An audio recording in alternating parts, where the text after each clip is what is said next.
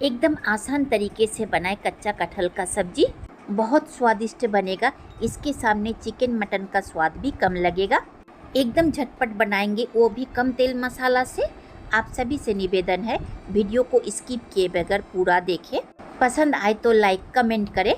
कटहल का सब्जी बनाने के लिए इसे अच्छी तरह से छीलकर छोटे छोटे पीस में कट करके कई बार पानी बदल बदल कर धोकर साफ कर ले।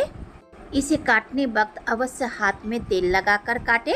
आप इसका सब्जी दो तरीके से बना सकते हैं, उबालकर या फिर भूनकर। मैं इसे उबालकर बनाऊंगी, वक्त के साथ तेल मसाला भी थोड़ा कम लगेगा। कटा हुआ कच्चा कटहल को डालें कुकर में।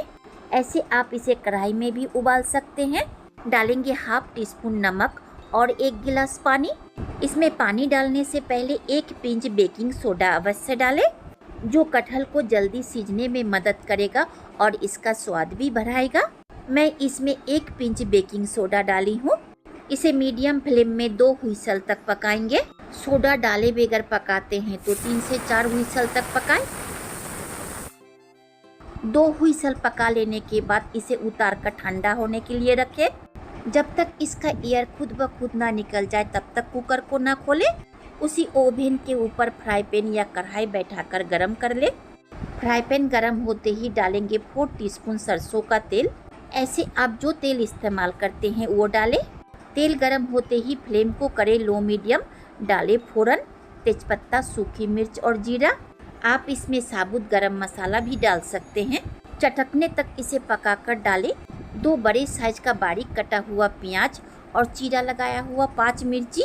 तेल के साथ मिलाकर इसे सॉफ्ट होने तक पका ले। लो मीडियम फ्लेम में इसे पकने में 5 से 6 मिनट का वक्त लगेगा। कटा हुआ प्याज 50% से ज़्यादा सॉफ्ट हो चुका है। फ्राई पैन के एक तरफ करके दूसरे तरफ डालें टमाटर पेस्ट।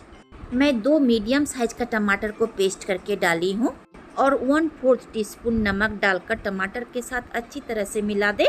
3 से 4 मिनट तक टमाटर को पका लेने के बाद प्याज के साथ मिला दे। मैं फ्राई पैन में इसी तरह पकाती हूँ, वक्त भी कम लगता है।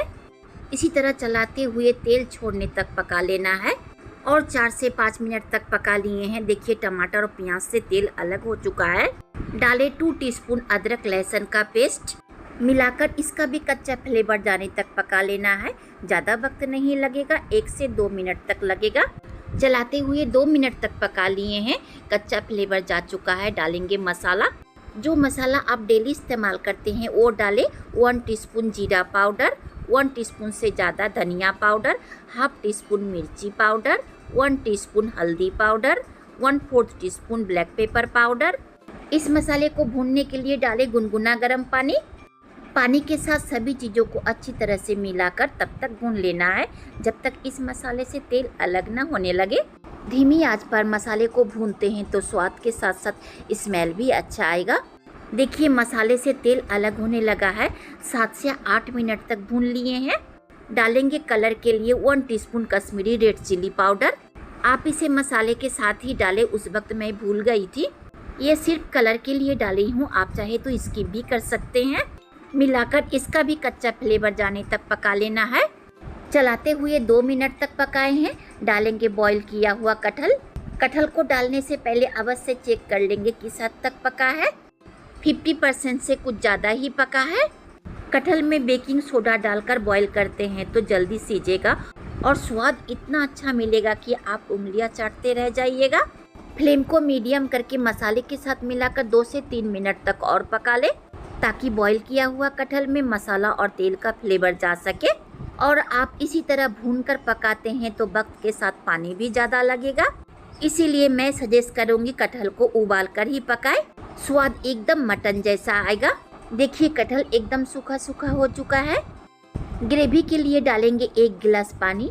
आप जितना ग्रेवी रखना चाहते हैं उस हिसाब से पानी डालें। पानी के साथ कटहल और मसाले को अच्छी तरह से मिलाएं और इसे ढककर पका लें। ढककर मीडियम फ्लेम में 5 से 6 मिनट तक पका लिए हैं। ढक्कन हटाकर डालेंगे 1 टीस्पून गरम मसाला पाउडर। मिलाकर इसे खुले में पकाएंगे जब तक ये पानी सूख ना जाए। ऐसे कच्चा कटहल बॉईल करने वक्त 50% से ज़्यादा सीज चुका था। जो थोड़ा बहुत बाकी था इस वक्त सीज गया है। मीडियम फ्लेम में खुले में 6 से 7 मिनट तक पकाएंगे। देखिए कटहल का पानी सूख चुका है।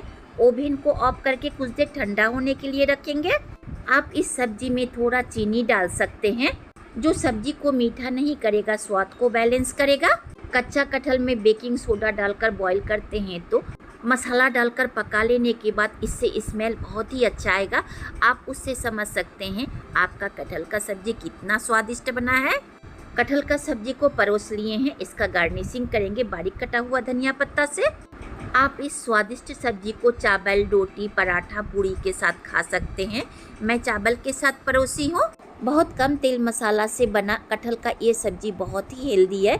थोड़ा भी पसंद आए तो इस तरह से ट्राई करें और प्लीज़ लाइक, शेयर, सब्सक्राइब करें। अंत तक देखने के लिए धन्यवाद।